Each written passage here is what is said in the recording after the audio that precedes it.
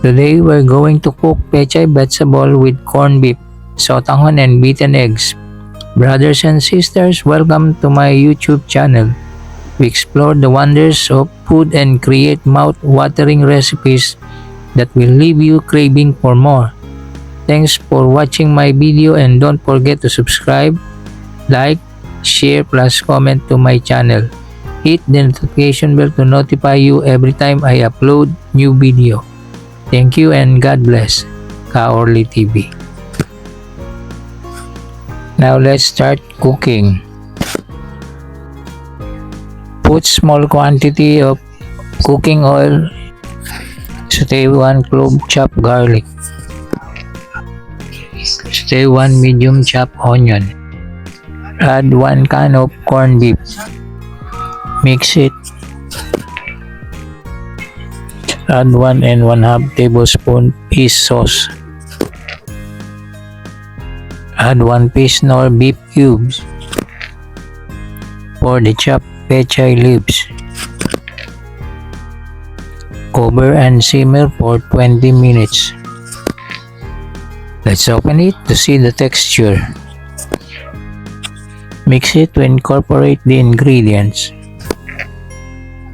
Add 1/2 teaspoon sugar to balance the taste. Let's taste it. Add a dash of ground pepper. It's okay and done.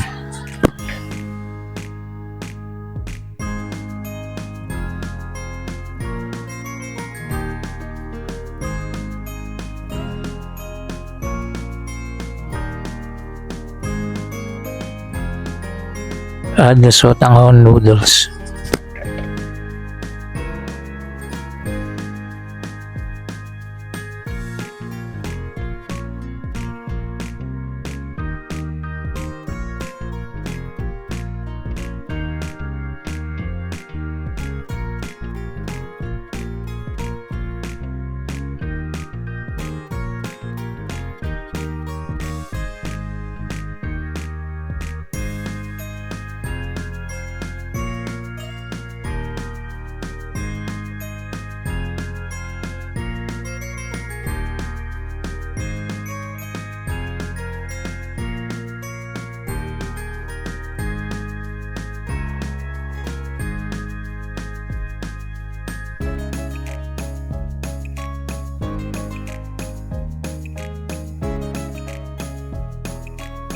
Add the beaten eggs.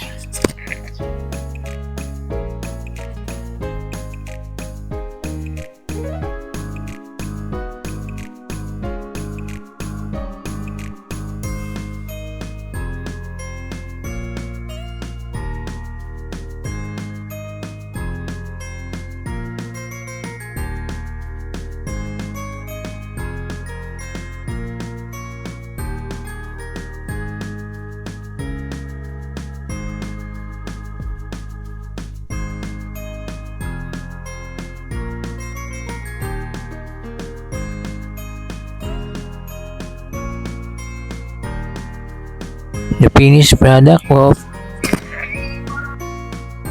pechay vegetable with sotanghon and beaten eggs.